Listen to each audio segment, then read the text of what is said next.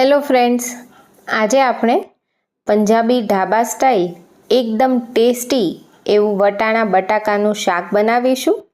ઢાબામાં આ આલુ મટર તરીકે ઓળખાતું શાક છે. જેટલું સરળ શાક છે ને એટલું જ ટેસ્ટી બને છે. તો એકવાર ઘરે ચોક્કસથી આ રીતે ટ્રાય કરજો.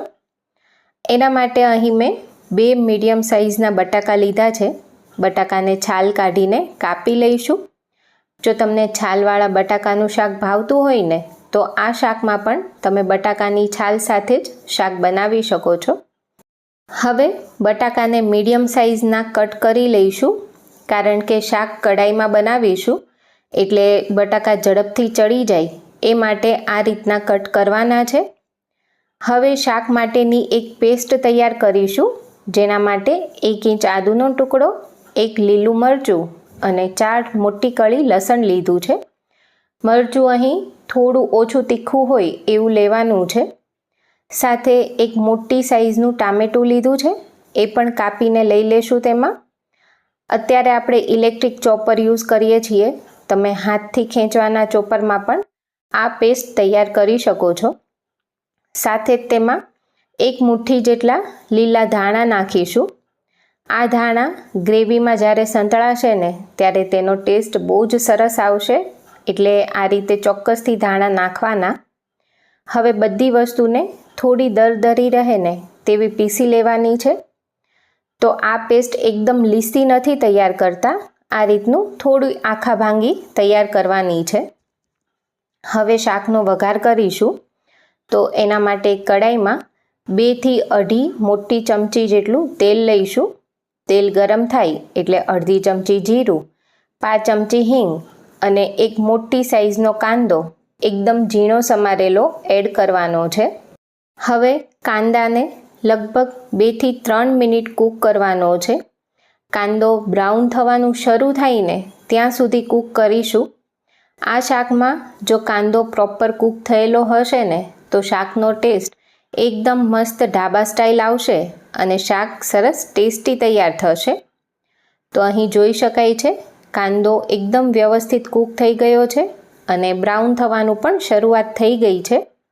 આ સમયે તેમાં જે ટામેટાની પેસ્ટ કરીને રાખી હતી એ એડ કરી દઈશું અને તેને પણ 2 મિનિટ કૂક કરવાની છે, જેથી લસણ, આદું, ટામેટા બધી જ વસ્તુ પ્રોપર ચડી જાય અને આ રીતે તેલ છૂટું પડે ને ત્યાં સુધી કૂક કરીશું.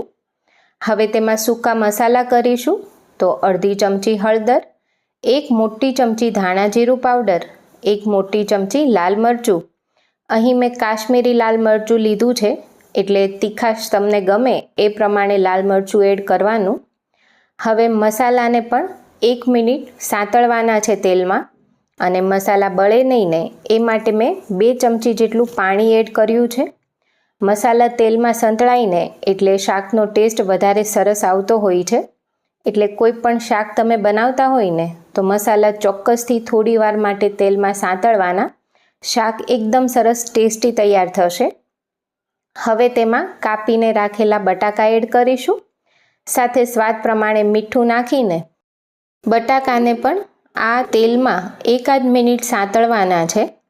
આ શાકમાં આપણે કોઈ ગરમ મસાલો કે ખડા મસાલાનો ઉપયોગ નથી કર્યો, છતાં શાક બહુ જ ટેસ્ટી તૈયાર થાય છે. કારણ કે બધા સ્ટેપ જો તમે આ રીતે ફોલો કરો ને તો એકદમ સરસ ઢાબા જેવું શાક બને અને શાકમાં બધી વસ્તુ સરસ સંતળાય એટલે તેનો ટેસ્ટ એકદમ મસ્ત આવતો હોય છે. હવે બટાકા કૂક કરવા અહીં મેં 1 ગ્લાસ જેટલું પાણી લીધું છે. આગળ જરૂર લાગે તો વધારે પાણી એડ કરી શકાય. હવે શાકને આ રીતે ઢાંકીને લગભગ 8 થી 10 મિનિટ અથવા તો જ્યાં સુધી બટાકા કૂક ના થાય ત્યાં સુધી કૂક કરી લેવાનું છે. તો અહીં હું તમને 10 મિનિટ પછી બતાવી રહી છું. રસો ઘણો બધો ઘાટો થઈ ગયો છે અને આ કૂક કરતી વખતે મેં બીજું અડધા ગ્લાસ જેટલું પાણી પણ એડ કરેલું હતું.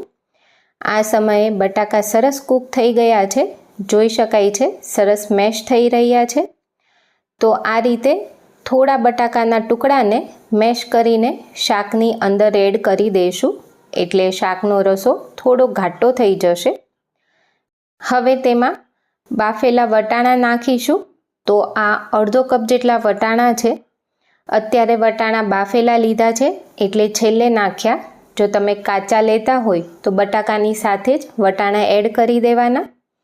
સાથે તેમાં અડધી ચમચી કસૂરી મેથી નાખીશું, હાથેથી આ રીતે મસળીને. અને લાસ્ટમાં થોડું ઘી, એક નાની ચમચી જેટલું એડ કરીશું. તો લાસ્ટમાં જે આ કસૂરી મેથી અને ઘી નાખીએ ને એના લીધે શાકનો ટેસ્ટ બહુ જ મસ્ત બને છે. એકવાર ખરેખર શાકમાં આ રીતે ઘી નાખીને ટ્રાય કરજો, એકદમ ટેસ્ટી લાગતું હોય છે. હવે વટાણામાં પણ બધા મસાલા સરસ ચડી જાય એ માટે ઢાંકીને 1 મિનિટ કૂક કરીશું. અહીં જો તમે બાફેલા બટાકામાંથી આ શાક બનાવો ને તો શાક હજુ પણ ઝડપથી તૈયાર થઈ જતું હોય છે. તો બસ જો લાસ્ટમાં ઉપરથી થોડા લીલા ધાણા નાખી ગેસ બંધ કરીશું. એકદમ પરફેક્ટ એવું આ શાક તૈયાર થઈ ગયું છે. રસો તમને વધારે ઓછો જેવો ગમે એ પ્રમાણે શાકમાં રાખી શકાય છે. તો એકદમ ગરમા ગરમ આલુ મટર શાકને રોટલી, પૂરી કે પરાઠા સાથે સર્વ કરશો ને તો જમવાની મજા પડી જશે. તો મને કમેન્ટમાં જણાવજો તમને આજની રેસીપી કેવી લાગી. અને જો હજુ સુધી મારી ચેનલને સબસ્ક્રાઈબ ના કરી હોય ને તો સબસ્ક્રાઈબ કરી દેજો.